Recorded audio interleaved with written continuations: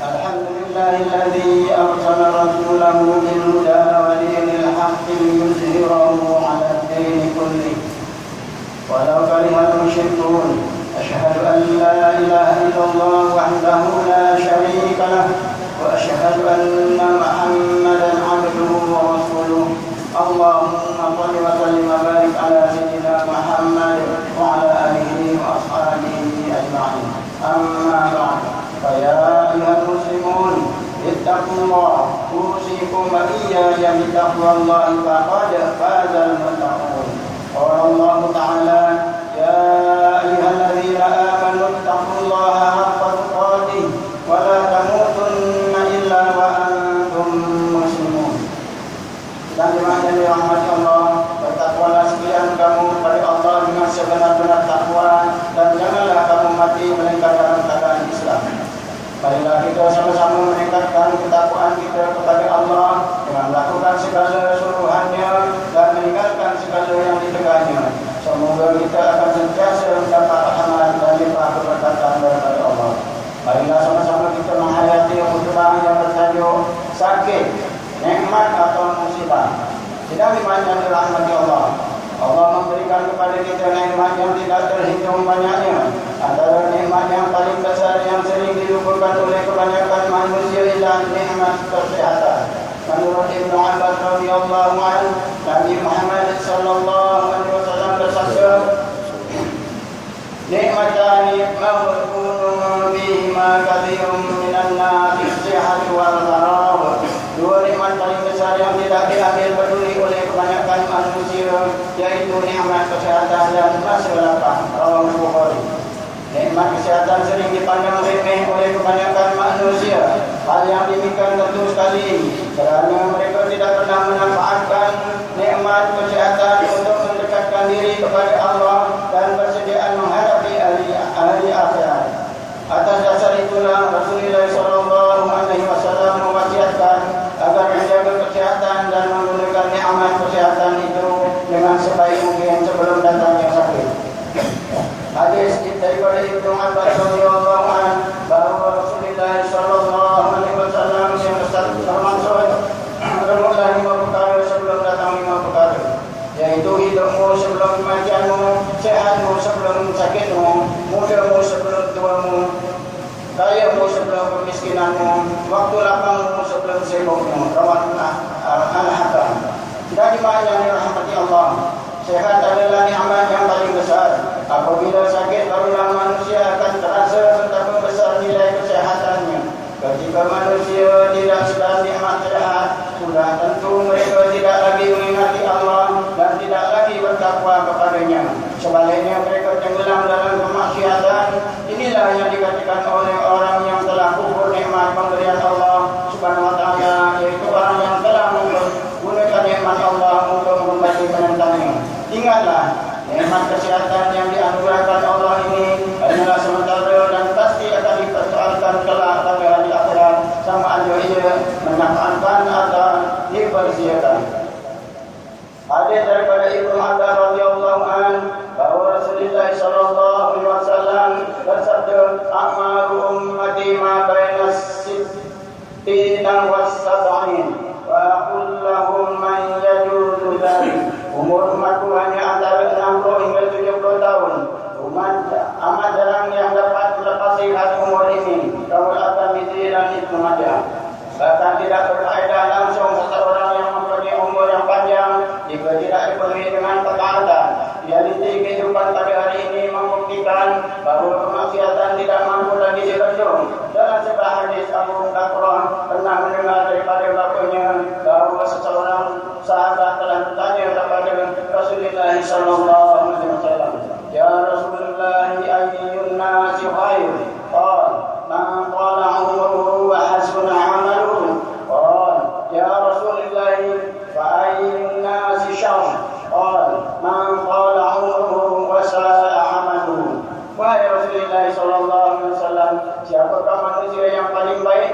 Jawapannya, sebaik-baik manusia antara kamu adalah orang yang panjang umurnya dan baik amalannya. Siapakah pula manusia paling buruk? Seburuk-buruk manusia antara kamu adalah sesiapa yang panjang umurnya tetapi seluruh amalan ini. Kalau datang misi Nabi Hasan Sahih.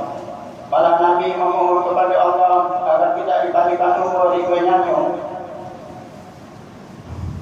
Sidang jemaah yang dirahmati Allah.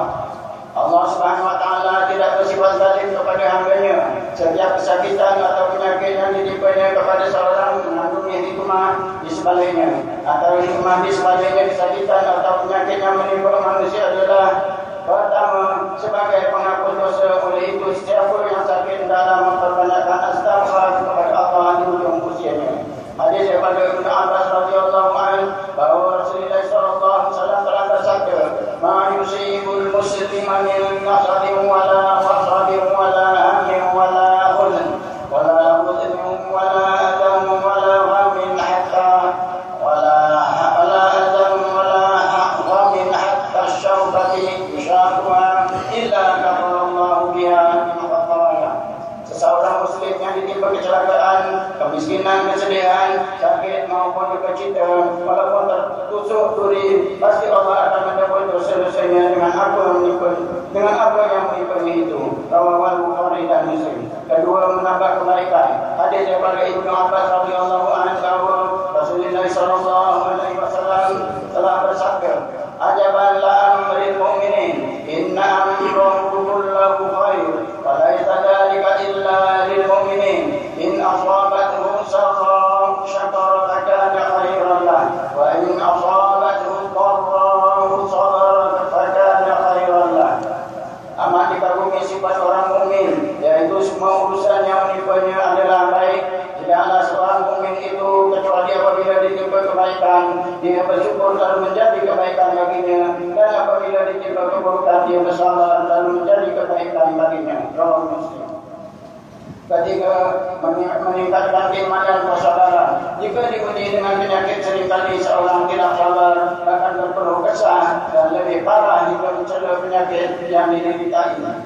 Padahal semua yang dialami seorang mukmin itu baik baginya jika dia menghadapinya seperti yang ditempuinya oleh Rasulullah SAW ini akan membersihkan dosa-dosanya. Sidang jemaah yang dirahmati Allah. Sesungguhnya setiap penyakit atau kesakitan yang dialami oleh seorang hamba merupakan suatu ujian daripada Allah Subhanahu wa taala. Ia boleh menjadi suatu nikmat jika manusia tersebut sabar dan bersyukur serta mendekatkan diri kepada Allah, ataupun sebaliknya menjadi musibah sekiranya kesakitan yang dialami membuatnya semakin jauh daripada Allah.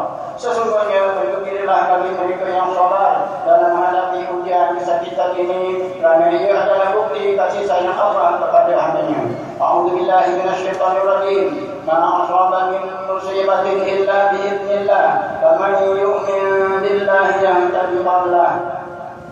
Faman yu'min billahi yahtadi qalbah. Wallahu bikulli syai'in alim. Tidak ada musibah yang menimpa yang seorang melainkan dengan izin Allah, dan setiap orang yang beriman kepada Allah, Allah akan memimpin hatinya dan untuk menerima apa yang telah berlaku itu dengan tenang dan sabar.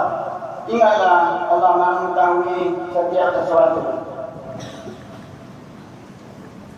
Barakallahu li wa lakum bil Qur'anil azim wa nafa'ani wa iyyakum bima fihi minal ayati wal dzikril hakim wa taqabbal minni wa minkum tilawatahu innahu was-sami'ul 'alim. Aqulu qawli hadza wa astaghfirullahal 'azim li wa lakum wa lisa'iril muslimina wal muslimat fastaghfiruhu innahu huwal ghafurur rahim.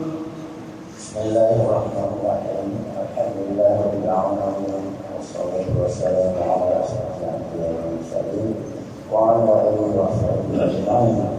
Allahumma inna nas'aluka bi-hurmati hadzal yawmil mubarak an tasrifa 'anna qurbatana wa an taghfir lana dhunubana wa an tarzuqna min haitsu la nahtasib bi rahmatika ya arhamar rahimin. Walhamdulillahi rabbil alamin. Alhamdulillahilladzi ja'alana minal muslimin wa razaqana minat thayyibat. Asyhadu an la ilaha illallah wahdahu la syarika lah wa asyhadu anna Muhammadan 'abduhu wa rasuluh. Allahumma shalli wa sallim wa barik ala sayyidina Muhammad wa ala alihi wa sahbihi wa man tabi'ahum bi ihsanin ila yaumil din. Amma ba'd. يا عباد الله اتقوا الله فقد فاز المتقون.